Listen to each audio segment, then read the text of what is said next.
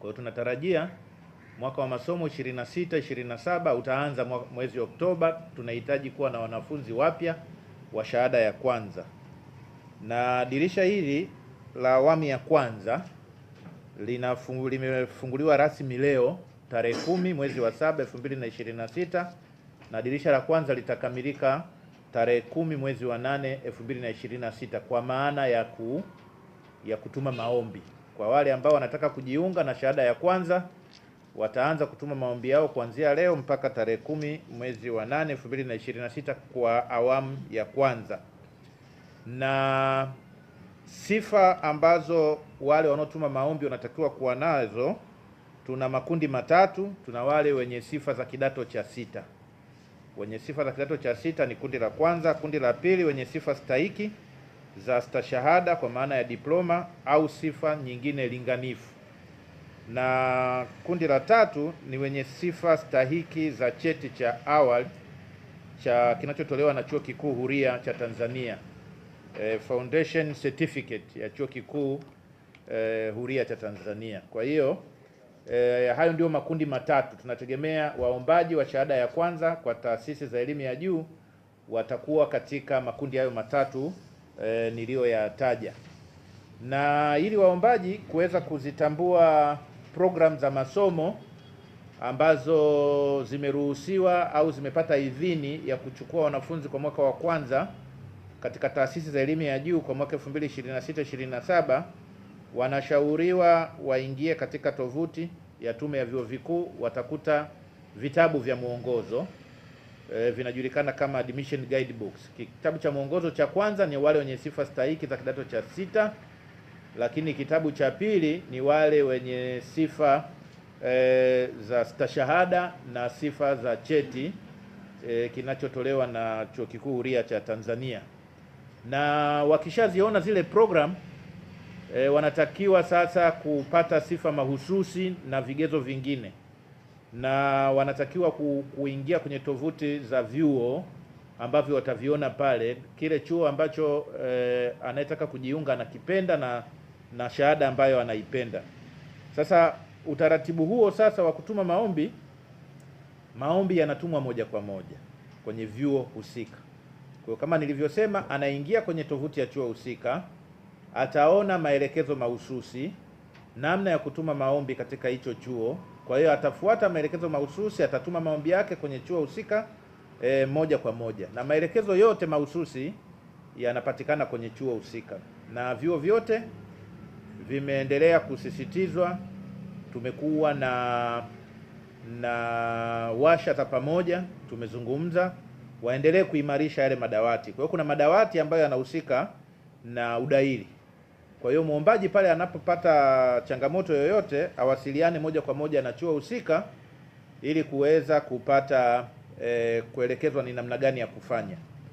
Ikitokea kwamba kuna jambo ambalo haliwezekani chuo, muombaji anaweza kuwasiliana na sisi Tume ya Vyuo Vikuu.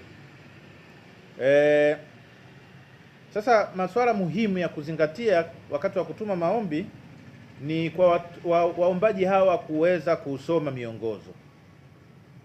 Kwa hiyo anaingia kwenye tafuta ya chuo husika, kabla hajaanza kutuma maombi yake asome vigezo, asome miongozo iliyotolewa pale ili kuweza kuelewa, na ataona hata namna ya kuwasiliana na chuo husika pale anapopata changamoto. Kwa hiyo nisisitize pia, maombi ya udahili haya yanatumwa moja kwa moja. Tunao waombaji waliomaliza aidha kidato cha sita, lakini kidato hiki au wamemaliza masomo kabla ya kujiunga na chuo kikuu, lakini sio katika shule za ndani ya nchi. Yaani amesoma kama ni sekondari, ni zile sekondari za nje.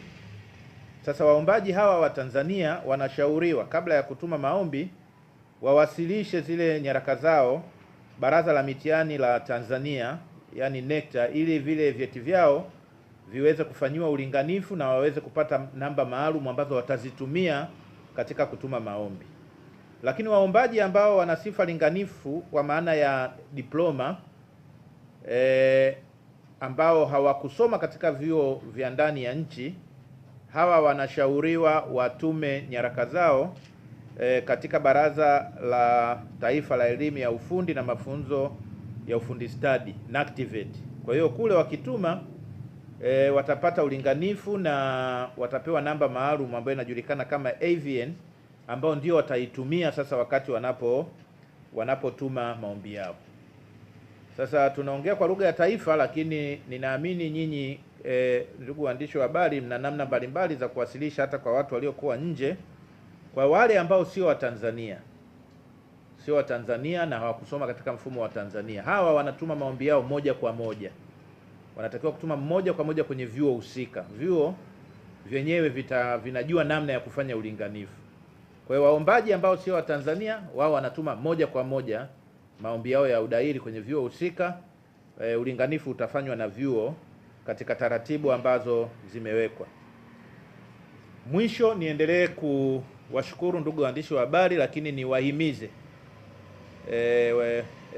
wananchi wote, niwahimize wale wote ambao wanataka kujiunga na shahada ya kwanza katika vyuo vya elimu ya juu nchini Tanzania kwamba maombi haya yanatumwa moja kwa moja, na vyuo vya ndani ya nchi havina mawakala wa kusema kwamba utatuma maombi kupitia wakala fulani. Unatuma moja kwa moja kupitia katika utaratibu uliowekwa baada ya kuingia kwenye tovuti ya chuo husika, na maombi haya yanatumwa kielektroniki,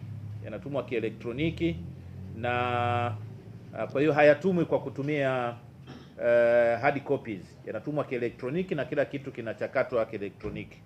Baada ya kusema hayo, ndugu waandishi wa habari, niwashukuru sana tena kwa kuja, na niendelee kuwaomba nyinyi, mmekuwa wadau wetu wakubwa hasa katika kipindi kama hiki, na tutakuwa tunawaomba tuje kuendelea kupeana habari jinsi maendeleo ya taratibu za udahili yatakavyokuwa yanaendelea. Tutakapomaliza awamu ya kwanza tutazungumza ili kuendelea kuhabarisha umma ni namna gani sasa awamu ya kwanza ilikwenda, na tutakapokuwa tunafungua dirisha la pili, na tuendelee kushirikiana mpaka pale tutakapo maliza udahili kwa mwaka wa masomo wa 2026-27. Asanteni sana kwa kunisikiliza.